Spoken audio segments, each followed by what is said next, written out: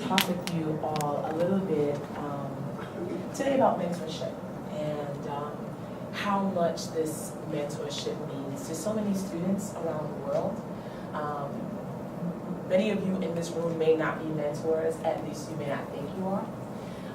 But there is a program in the city of Mount Vernon called EPIC, and it stands for Every Person Impacts Children. And I want you to think about that deeply this evening. I want you to think about the impacts that you've made on the lives of children, in your family, as you're walking down the street, as you patronize your local deli, as you go to the gas station.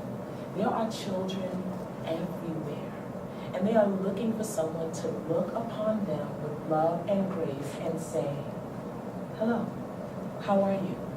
And really mean that. So mentorship is one of the paramount tools that we are using to help students to overcome some of the many, many obstacles that Amy so eloquently spoke about earlier.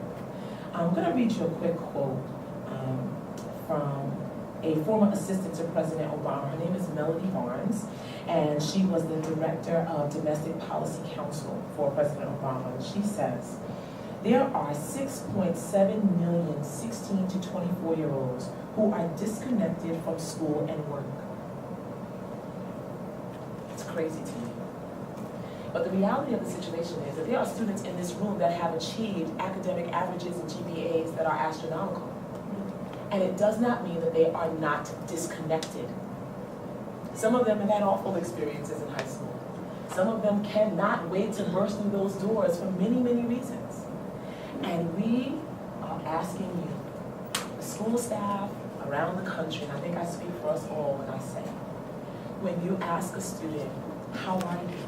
That means something.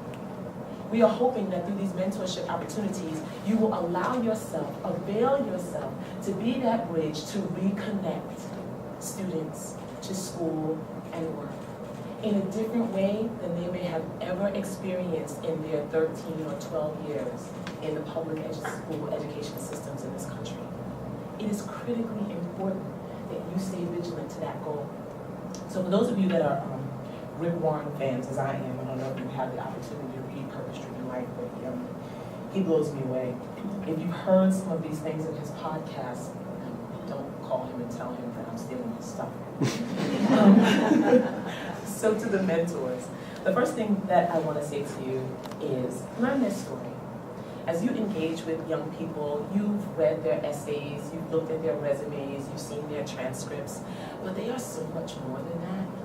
There's so many pieces, tiny, intricate pieces, that if they feel comfortable enough to share with you, will help you to help them weave together the journey that they are on to education and eventually the world of work. So take that time. You and I both know the more you want someone to talk, the more you should ask them about themselves. And they will share. They are eager to share for someone to deeply listen. Second, help our mentees to deal with how they feel. There's going to be a lot of new feelings in college, as I'm sure that many of us had experienced when we went off to the big real world. Students need to learn how to deal with how they feel. You know, if we divided the world into skunks and turtles, we could all figure out, you know, when something bad happens, if we're a turtle, we close on up and hide away. And if we're a skunk, we have stunk up the place, and we want to know why you don't know that they're upset about whatever it is they're upset about. You got to figure out if your mentee is a skunk or a turtle. And you have to help them to deal with whatever it is, that test that they failed, that teacher that got them the C+ when they thought they needed a B. How do you work through that? How do you deal with that? We have a wonderful history ourselves that can help them to figure out how they're going to make those decisions. Learn to add value. I am a person who, you know, people laugh at me all the time because I walk down the hallway and I'm like, good morning, beautiful. How are you? Praise them, praise them. They laugh. But every time that I see a child, every time that I engage with a child, I try my best to add some value, to remind them of how valuable they are. That increases in and of itself their value. Every time that they're able to look at themselves, not in the mirror, but in your eyes, and see value, you've increased that person's value. So think about that when you're having the conversations, when you choose the words that you choose to use. They mean something. They stick with our children. And if they don't stick with them, they stick on them. Only think about that. Learn to have fun. Our students have worked really, really hard. Where's Grandison? Grandison is a senior at Northern High School, who I love dearly. I adopted him. His mom well knows. And, you know, we've talked about, one of his essays was about parkour. Am I saying it right, Grandison? Mm-hmm. So parkour is the exercise of jumping and flipping off things, is how I describe it, okay?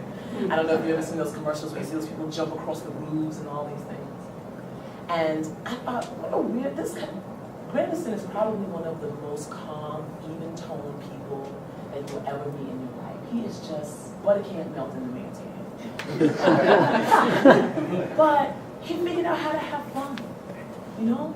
To do something that other people might have thought was absolutely ridiculous. There's a courage and a bravery in that.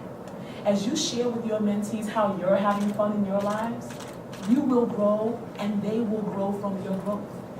So please, don't forget to giggle. Don't forget to ask them about the funny thing that they did or tell them about the funny thing that you did. Having fun is an integral part of balance. And our students desperately need that as they're going to attack mechatronics and engineering and the crazy world of communications. Kiana, my 90K. Two more things and I'll sit down. Learn how to deal with loss. Life is not fair. It's not fun sometimes.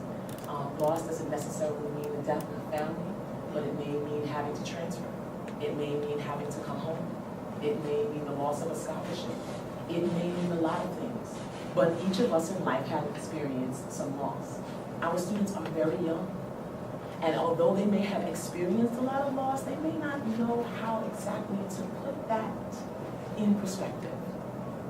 Resiliency oftentimes comes from this very awful part of life. Remind them of that.